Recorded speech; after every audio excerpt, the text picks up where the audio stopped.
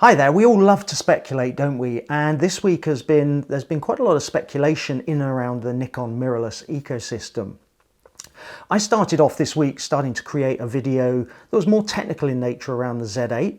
But as with many of those kind of videos, sometimes a few little mishaps and mistakes lead to new insights, and therefore it's taken a bit longer to create, and I've flipped the video order around. And I thought with all the conversation, the speculation around the mirrorless Nikon system, I'd try and create a video to add to that. So this is not a video to repeat what's already been out there. I'm going to try and add a bit more depth and dimension. A lot of the discussion has been around the potential for a retro full-frame camera, the ZF as it's been called, and how that fits into the Z6iii, the Z7iii range. I've obviously, as you'll have seen in some of my videos, just upgraded to a Z8, and I'm using that with a Z6. So for me, I'm not looking to invest in a new camera body at this point in time. So I've been stepping back and just thinking about what would I be doing if I was Nikon? What do I think is the optimum lineup for the future? So it's about perhaps the ZF, the Z6iii, and the Z7iii for me, and how do they fit beneath the Z8. So when we look at the Z9 and the Z8, the Z9 is about $5,000, £5,000 when you look at the different tax approaches. They're about parity, so we'll just talk as if dollars and pounds, the list price is parity. The Z8 is about £4,000 and dollars, so that's really the starting point for these next cameras to sit beneath.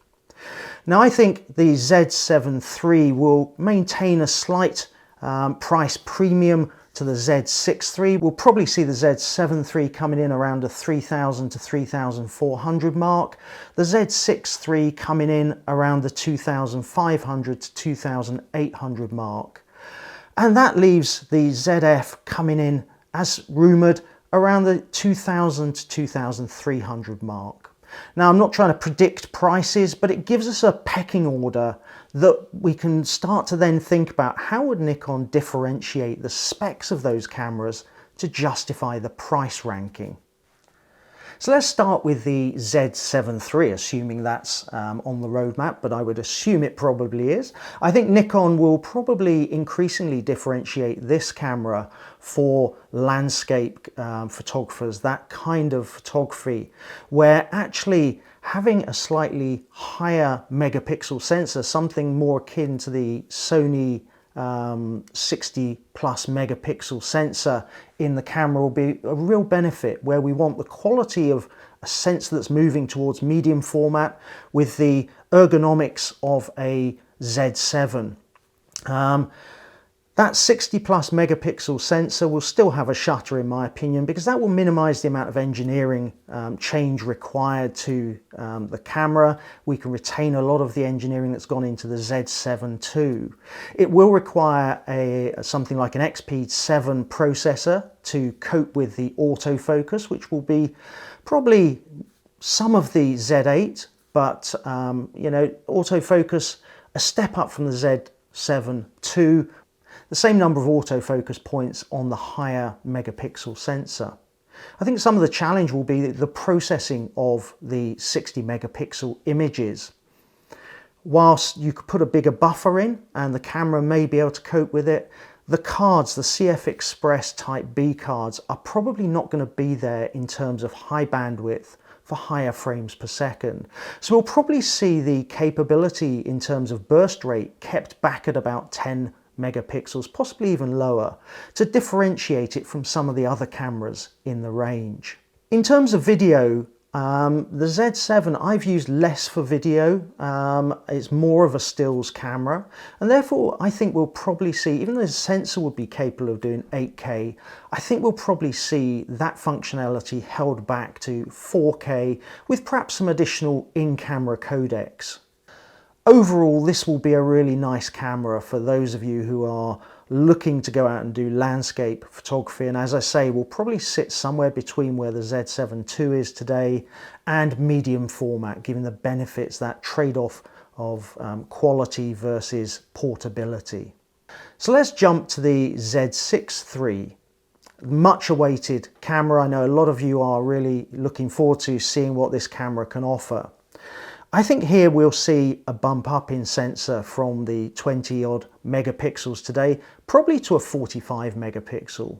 And the reason for that is I think Nikon, with a high inflation world, is really going to be thinking about the cost of production. How do we create the economies of scale around the processors and the sensors, and therefore putting in the same 45 megapixel sensor that's in the Z7 II probably makes sense. Keeping the shutter as with the Z7 III and putting an XP7 processor in there.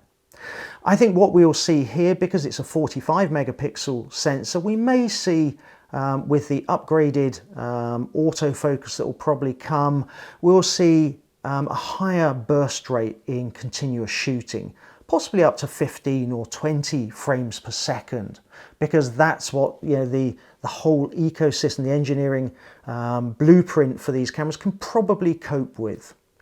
Equally, I think with the Z6, we'll see an uplift in video capability. With that 45 megapixel sensor, we'll probably see 8K video and an increased range of in-camera codecs for 4K. So that brings us to the Zf, the full frame retro type camera. Here I think it's going to be about build quality and the styling of the camera. If you look at the ZF-C, you know, this is really moving into that Fujifilm territory, as a lot of people have said. I think it may well have a 45 megapixel sensor in it. Again, that would make manufacturing sense for Nikon. That would require it to have the XP7, but again, there's benefits of economies of scale there. I think we will see 4K video, but probably not 8K video. So again, the differentiation will not necessarily be in the hardware or the obvious big components in the hardware, but in the functionality, the capability. We perhaps won't see the higher frame rates of the Z6iii to differentiate it there. Again, it will be aimed at a different market, and when you look at the Zf, the Z6iii, the Z7 III, I think this offers Nikon a real chance to start to really differentiate between those three different levels or types of cameras. It's not even levels of camera really, it's about the target market for each of those. Now, with regards to timing, who knows when these are going to come out, but what we're seeing, I think, is the ability of Nikon to really start thinking differently in the range and thinking differently about firmware and hardware. And I think that gives them an opportunity to really manage the release to market of cameras. It was really disappointing for Nikon, I'm sure, to see a service advisory come out on the Z8 so quickly. They'll not want to have that happen to the Zf, the Z6iii and the Z7 III. So actually staging the release of those will be really important, managing expectations. Equally, you know, the days of queuing up at midnight to get an iPhone are well behind us, hopefully. Hopefully Nikon are going to be managing the release to market so that whilst they create expectation and excitement in the market, that when they release the camera, there is enough availability for people to get their hands on them. Now, how are they going to do that? I think what they could do is really think about how do you release firmware upgrades for perhaps the Z6 II and the Z7 II to perhaps give some of the benefits of a increased performance around autofocus, to just hold off, to allow them to stage the release of cameras in a managed fashion.